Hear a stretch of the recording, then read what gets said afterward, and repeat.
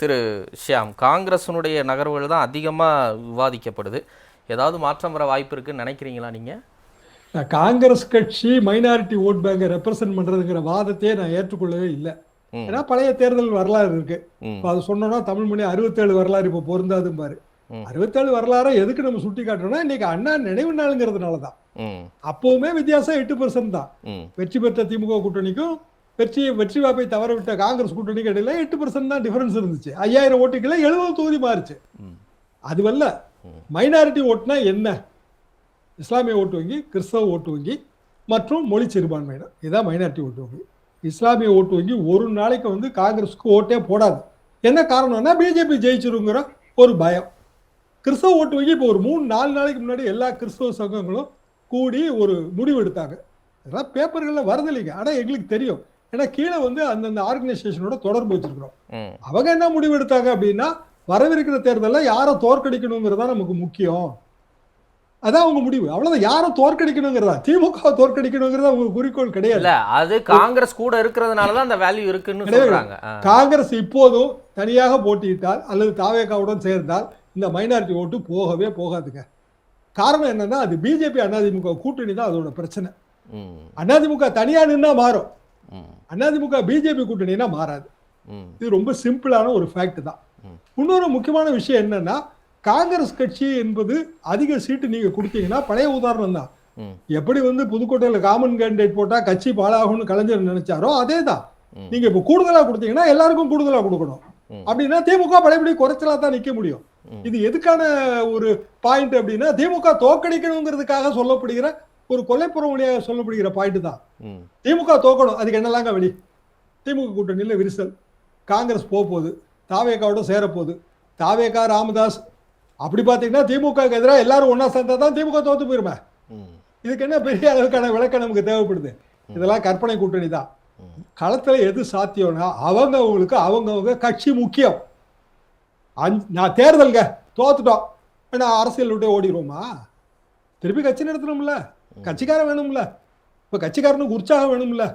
எதிர்கட்சி ஆகும் திமுக, ஆயிட்டு போட்டோம். அதுல என்ன இருக்கு? 5 வருஷம் ஒரு கட்சி ஆளுது, இன்னொரு 5 வருஷம். அதுதாங்க கலைஞர் சொன்னாரு. ஜெயலலிதா ஜெயிச்சிருவாங்களா? ஜெயிச்சுட்டு போட்டோம். என்னங்க அப்படி சொல்றீங்க? என்ன ஜெயலலிதா ஜெயிச்சுட்டு போட்டுங்க, கட்சியை விட முடியாது. கட்சி முக்கியம், கட்சிக்காரன் முக்கியம், கட்சிக்காரனோட உற்சாகம் முக்கியம். அதை நான் மெயின்டைன் பண்ணணும். 2029 தேர்தல் வருது, மக்களவை தேர்தல். நாம மாறும். அதுக்காக அள்ளியெல்லாம் கொடுக்க முடியாது. ஓரளவுக்கு ரீசனபிளான இடம் கொடுப்பாங்க.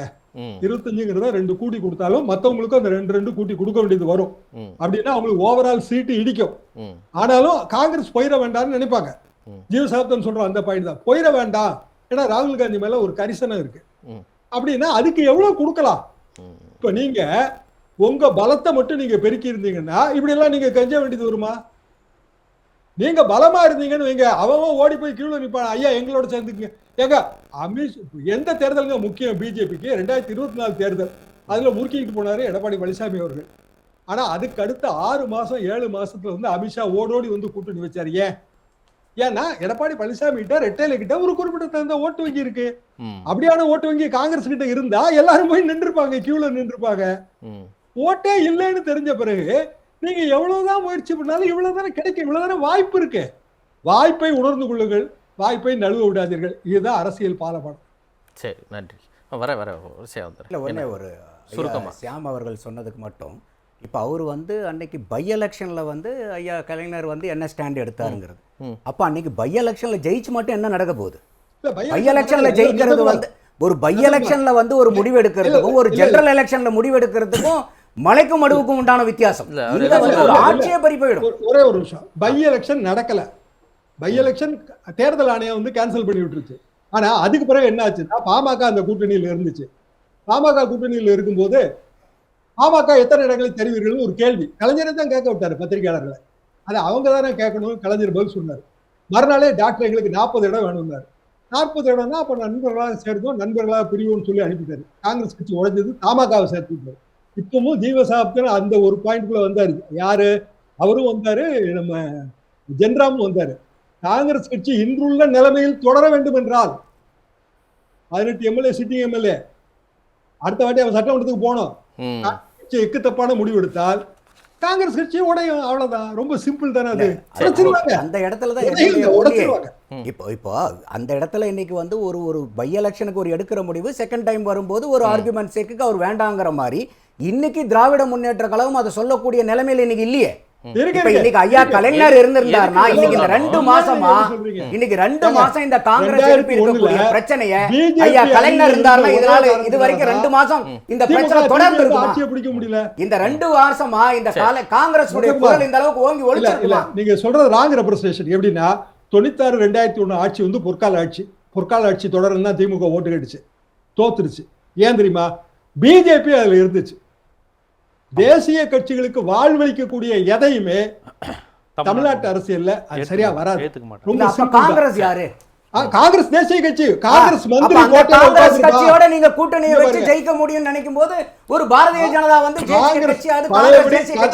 வேட்டி சட்டை கட்டின மந்திரி கோட்டையில உட்கார்ந்துருப்பா, இல்ல காவி வேட்டி கட்டின மந்திரி கோட்டையில உட்கார்ந்துருப்போம்னா திராவிட இயக்கத்துக்கான அந்த சாமே போயிருக்கு. இல்ல சார், அது திராவிடக்காரங்க ஏத்துக்க மாட்டாங்க. தமிழ்நாட்டில் இருக்கக்கூடிய 5.25 கோடி வாக்காளர்களும் வெறும் திராவிட சித்தாந்தம். 5.25 கோடி வாக்காளர்கள் இன்னைக்கு வந்து தேசியவாதிகள் இல்லையா? மத்த சித்தாந்தங்களை சார்ந்தவங்க இல்லையா? இப்ப இன்னைக்கு உழுவுற அந்த 5.5 கோடி ஓட்டுல வந்து 5.25 கோடி ஓட்டு வந்து திராவிடத்துக்கு மட்டும்தான் உழுவுதா? இப்போ 67ல இருந்து 2 திராவிட கட்சிகள் தான். எத்தனை சதவீதம் வாக்கு வருது? வாக்கு சதவீதம் குறைஞ்சுக்கிட்டே வருது இல்ல? 10 தம்பி 10% வந்து இங்க சித்தாந்த ஓட்டு தான். ரைட்டுங்களா? 8% தான் வெற்றிக்கும் தோல்விக்குமான வித்தியாசம்.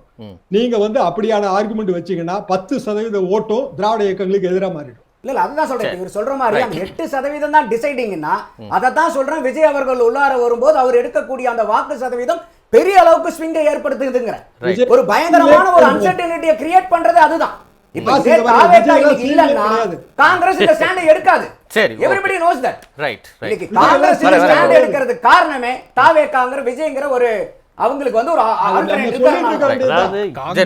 காங்கிரஸ் விஜய் எல்லாம் சீன்லயே கிடையாது. ரொம்ப குறைச்சு மதிப்பிடுறீங்க. அப்படிலாம் போக முடியாது சார். ஜெயிக்க மாட்டாங்கன்னு சொல்லுங்க, ஆட்சி அமைக்க மாட்டாங்கன்னு சொல்லுங்க, அதெல்லாம் நீங்க உங்களுடைய வாக்க வந்து ஒரு பொருட்டாவே மதிக்க மாட்டேன்னா 10ல இருந்து 12% விஜய் ஓட்டு வாங்கி ஓரிரு எம்எல்ஏக்களை ஜெயிச்சிட்டாருன்னா அவரை கட்சியா ஒத்துக்கலாம் சார். அதுக்கான வாய்ப்பு இல்லை.